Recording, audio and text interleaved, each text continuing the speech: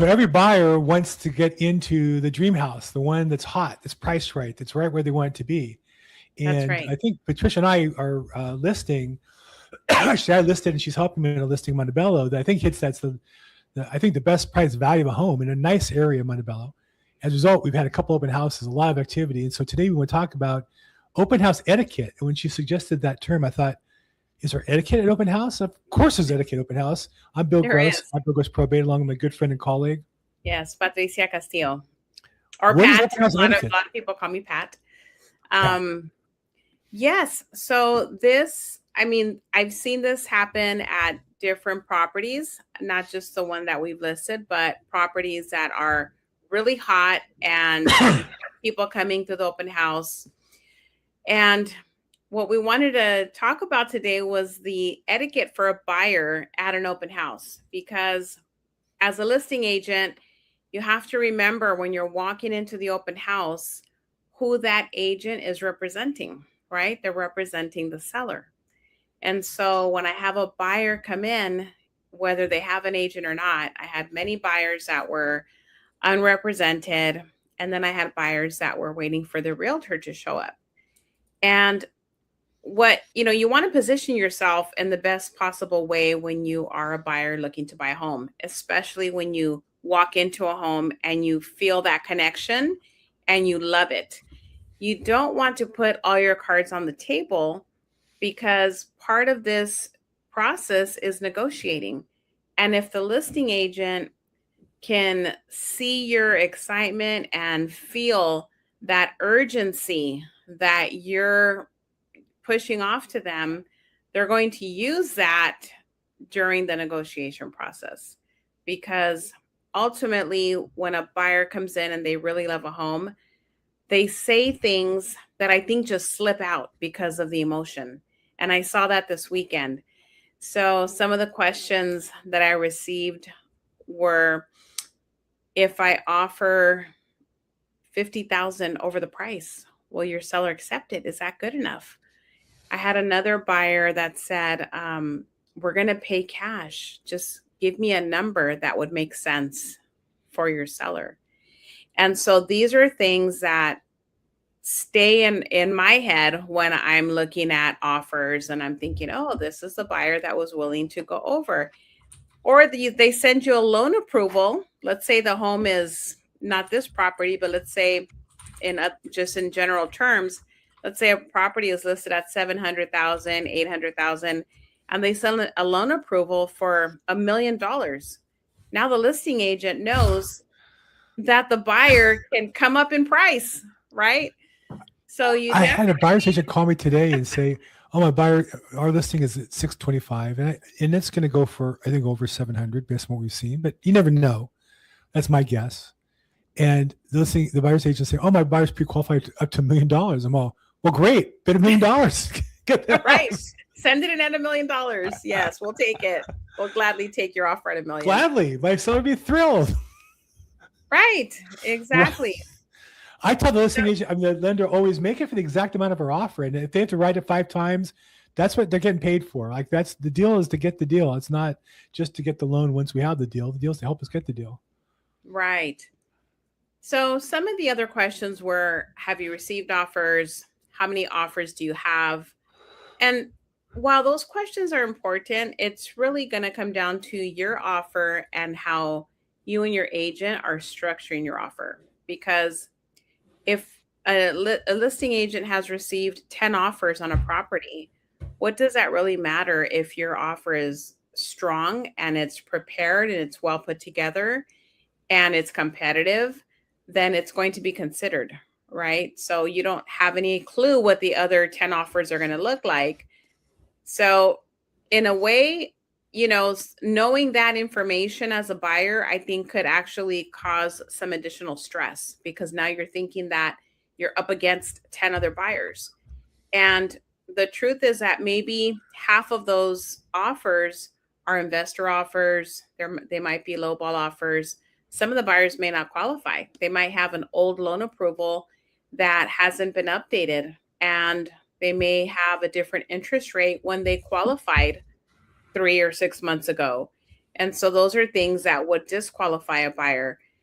So I wouldn't But focus much. when the buyer's agent asks me if I'm depending on the situation and I have to get my seller's approval, but if I have a property that's really struggling to get sold and I get like some low ball, ridiculous offer, poorly filled out, everything's expired, it's all old, it's all disassembled. But the buyer's agent says, "Do you have any offers?" I say, "Well, we have one we're working." Right. We're We're all working with entertaining it. one. Yes, because it's all on the wording, right? We're entertaining an offer. The seller is entertaining an offer. Yeah. That doesn't mean that it's a strong offer. And so these are some of the questions that I received.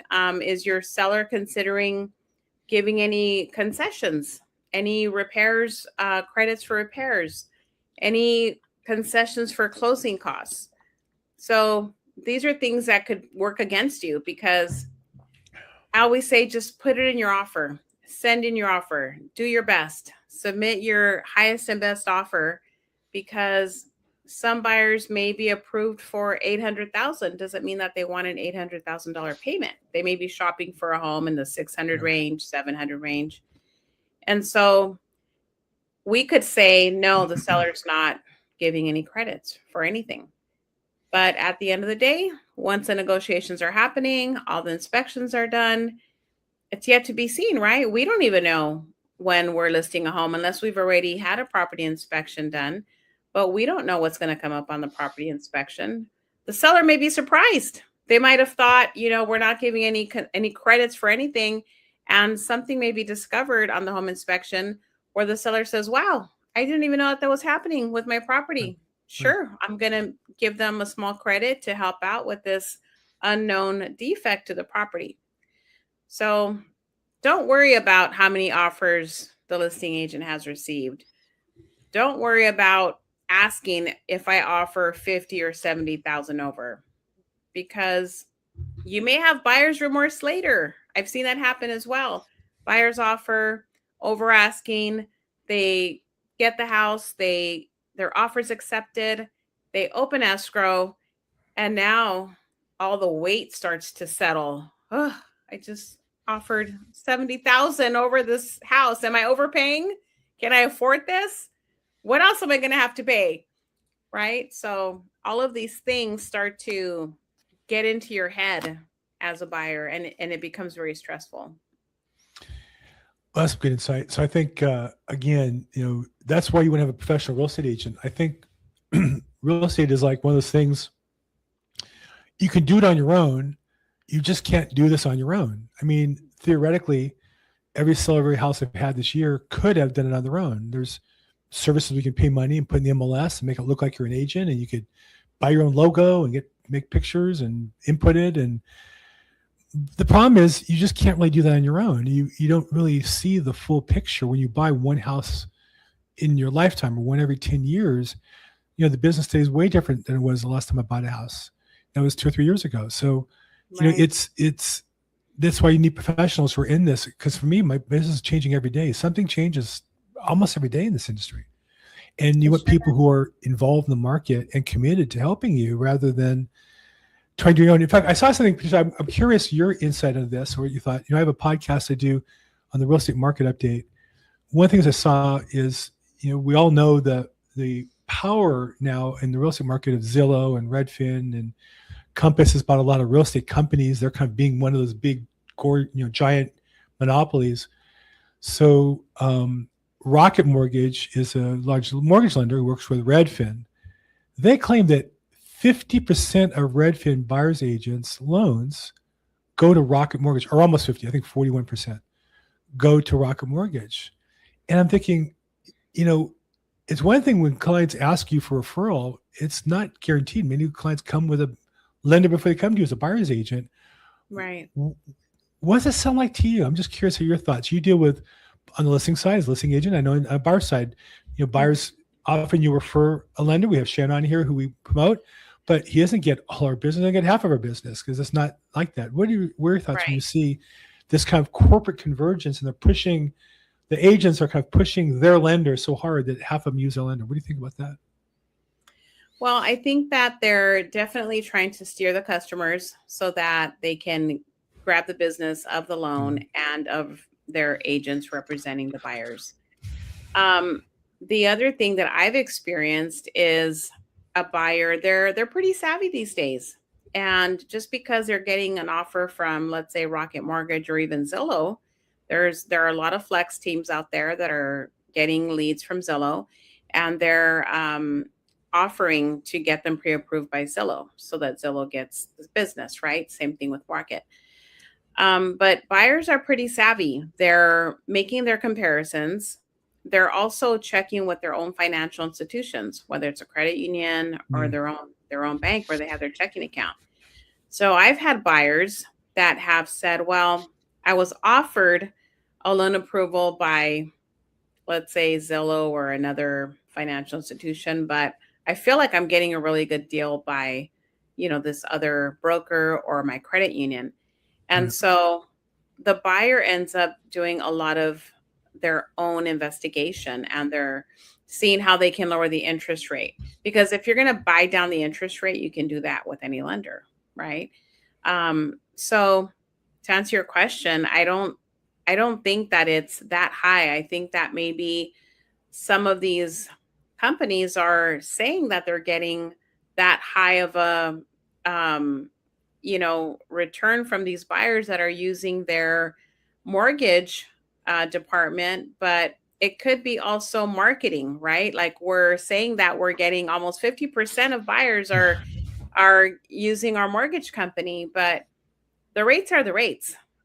The Federal Reserve, the rates are the rates. And so there are not just interest rates that are involved in a buyer's their whole financial analysis for their mortgage payment. There's also going to be other costs involved when you're closing. So Mm. those are the things that I tell my clients to also review: appraisal fee, origination fee, underwriting fee. It's not just the interest rate. So I've had so many offers on so many properties this year, and I've had a really good year so far. And I have not had one loan closed with Rocket or with Zillow. I've had several loans that were offered, but they were just not even close. I always call any lender before we consider an offer seriously. Never spoken to any of the people at those companies. They don't call me back. And the only loan I got in escrow with Rocket was a mistake, and they couldn't close. And we switched the lender out and got it closed within a week. And I remember being on the phone with the underwriter at Rocket, insisting they needed something. And I said, nobody else needs this. I don't know why you guys are creating this guideline. And they right. didn't believe me. And I have a friend in another company. I called them up and sent the package we got done. So interesting. Have you ever had a customer close a deal with Rocket Mortgage or Rocket Zillow, Mortgage, I have not. Zillow Mortgage, Zillow Home Loans? No. I haven't, I One. haven't. One last year. And do they have a good experience? Hmm. Their experience was not bad. I would Okay. say it wasn't bad. But I think when you have more to compare against, right? You Yes. have more closings, more Zillow buyers that are closing with Zillow Home Loans, then you Yeah. have more to compare with. I had Yeah. one. I have out of my other buyers that I've closed, they were using either their financial institution that they currently bank with Right. because they were giving them a good deal, or a credit union. I've closed with Shannon as well. He's pretty competitive. So it's been a variety of lenders that I've seen. Interesting. Well, good. Well, thanks for the private research that you did for me. I appreciate. Hopefully, I was watching like that too. But I do think it's important to these big corporations. I think are really pushing their service. I think it's like everything else that when things become like these national conglomerates, the quality of service goes down, the quality of the product goes down. They make more Right. money, but the customers, I think, end up getting shorted somehow. I mean, you have to kind of figure out where that is. So that's my take on it. Well, look, I know you have a hard stop here, so let's wrap up. This Yeah. weekend, are you gonna be back in Montebello? I'm going to be doing another open house. Yes. And I'm, yeah, I was just excited. I didn't even go live. I was thinking about going live, but I just recorded the video of, I had already set up for the open house. I was there early, recorded a video of the outside of the home, some of my signs that I had put up in the front. And my video had over 16,000 views on TikTok. And then I started getting calls from viewers that were watching the video and asking when they can come see the house. So Beautiful. I was Yes, I was really excited. Social media works. We're doing the best marketing for our clients. So it's definitely getting pushed out to a lot of buyers that are looking in that area. Yeah, we had big attendance Saturday, Sunday. We had showings this week, and we're going to do it again hopefully this coming Saturday. Well, and Pat, if someone wants to get hold of you, what's the best way to get hold of you? Yes, my cell phone 323-365-9909. And I'm Bill Gross, at Bill Gross Probate on social media, and reach out if we can help. We'd love to get a comment here, questions, and we'll handle them on the next episode. As always, make today your best day ever. Thanks so much, everybody. Thank you.